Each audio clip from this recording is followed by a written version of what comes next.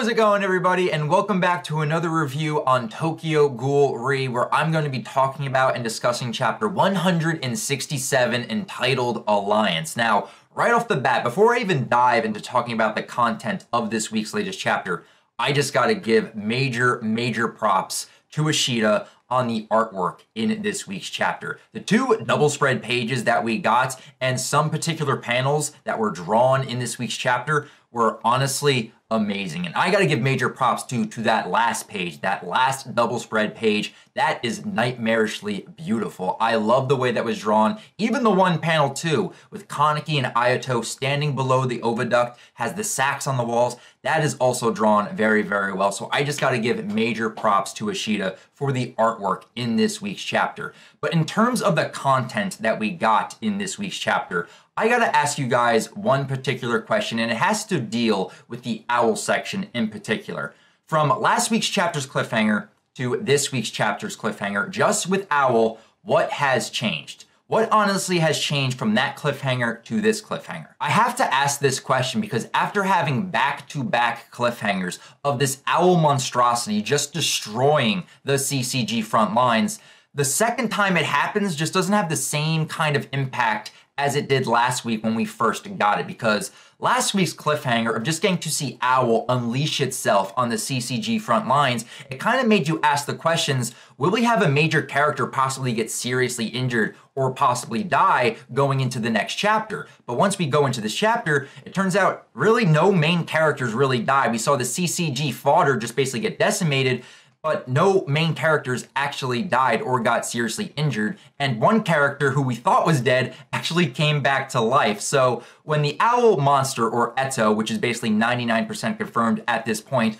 unleashes that EMP blast and we see the CCG front lines get thrown back again, that just doesn't have the same impact for me, because right now I am going into the next chapter not really worrying for our main characters because I'm expecting them to be okay. Because if it happened a third time to where we ended on a cliffhanger with Owl just destroying the CCG again, I'd be like, okay, I'm numb to the tragedy already, Ishida. I know what's going to happen. You're not going to be able to kill off these characters. And I'm not saying that Ishida is unable to kill off his characters. He's done it in the past, and it kind of just makes you ask the question, will he be able to do it to some of these characters? Because we are within the final arc of Tokyo Ghoul Re, and I would, in some strange maniacal way, would like some of these characters to either get seriously injured or die, because it would just have a bigger impact on me moving forward into the final arc of Tokyo Ghoul Re. But with all that being said, I would still like a majority of these characters to make it to the ending of this series. But now with that out of the way, let's talk about the content that we got in this week's latest chapter. And there's mainly three sections to talk about with chapter 167. The first section I'm going to be talking about and diving into is the V organization section. There's some good pieces of dialogue in there, some pieces of symbolism, and it kind of raises some questions with me about the toxins and how they work with half humans, half ghouls, and ghouls in general. So that's going to be the first section. And then the second section dealing with the Eto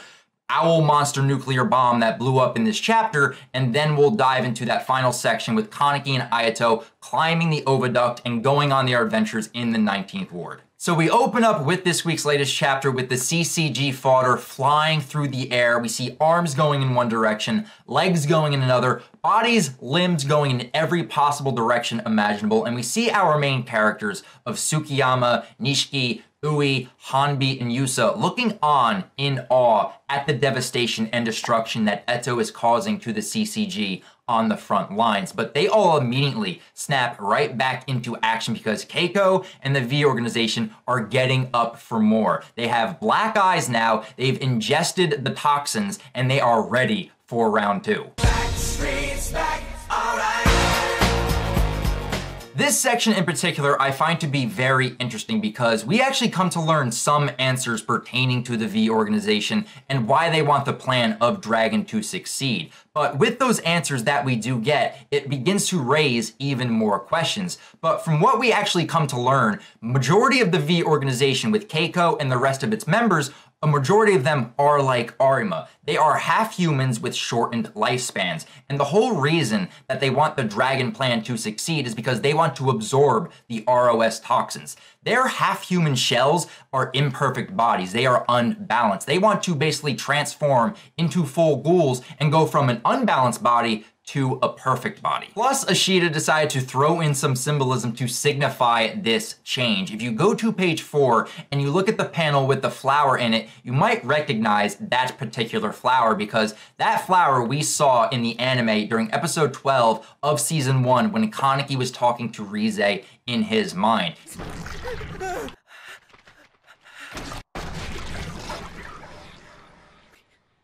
And we saw this flower change when Kaneki went from the human mindset to the ghoul mindset. And I really do like that the dialogue really matches up with this flower as the dialogue reads, "If we throw away these incomplete bodies and become ghouls instead, we can even bring balance into these bodies."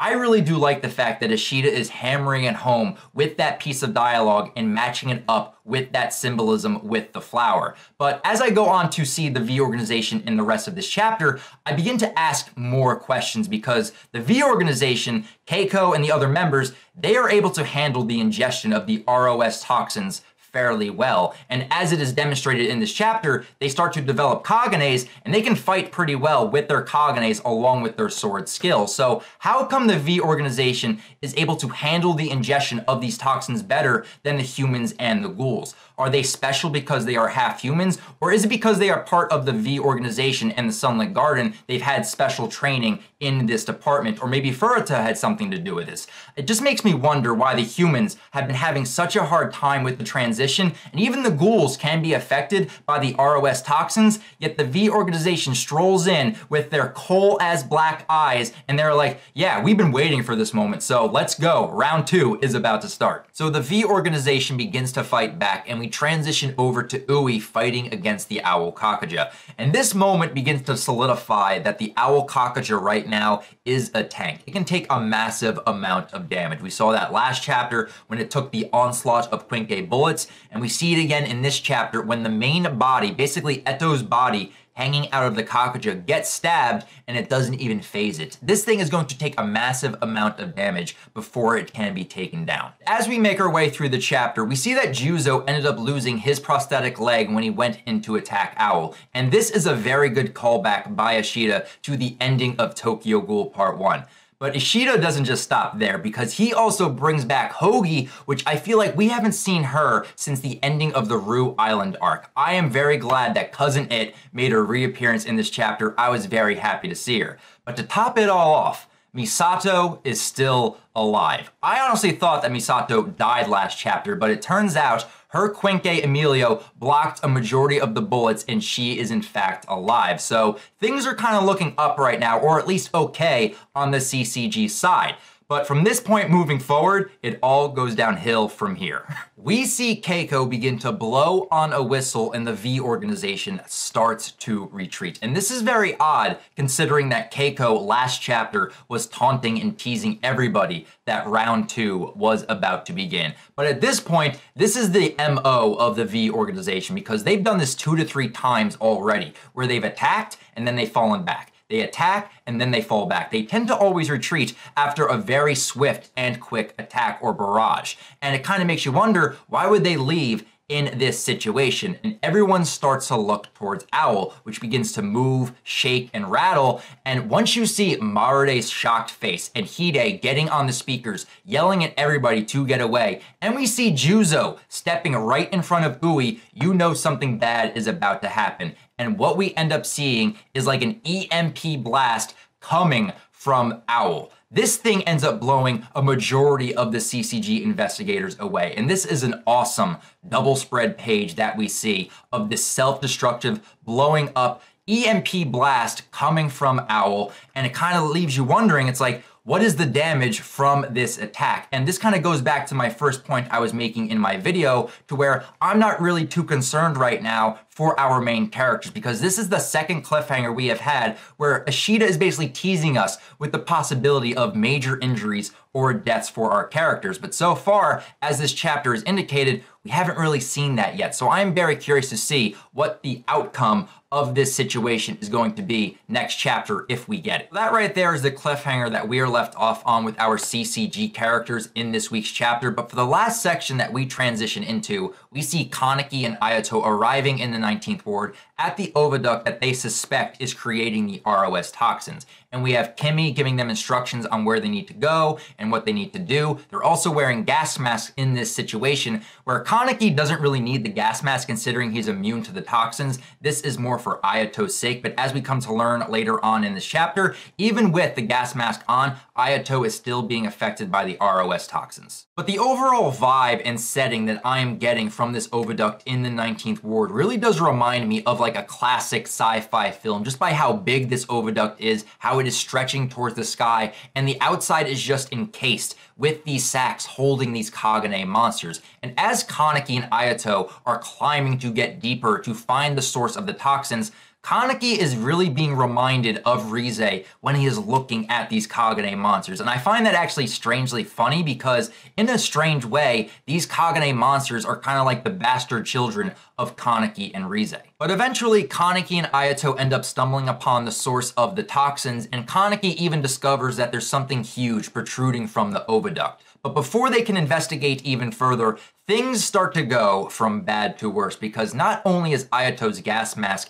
having trouble regulating the toxins within the air, but we begin to see the birthing of the kagune monsters. Ishida bestows upon us this nightmarishly beautiful double spread page of Kaneki and Ayato staring back into the faces of these newly birthed kagune monsters. You can tell that Ishida spent a lot of time with the artwork on this page, and this page blows any other page in this chapter out of the water, and this is just a magnificently done, nightmarish, beautiful double spread page of Kaneki and Ayato staring into the faces of these kagune monsters. And I am very curious to see where we're going to go moving forward, because with Ayato right now having trouble with his gas mask and regulating the toxins, is Ayato going to be dead weight in this situation? Will he be turned by the ROS toxins? And how is Kaneki going to fight back against these monsters? Because with his new organs and with his immunity to the toxins, he is at a very big advantage in this situation. But where do we go from here?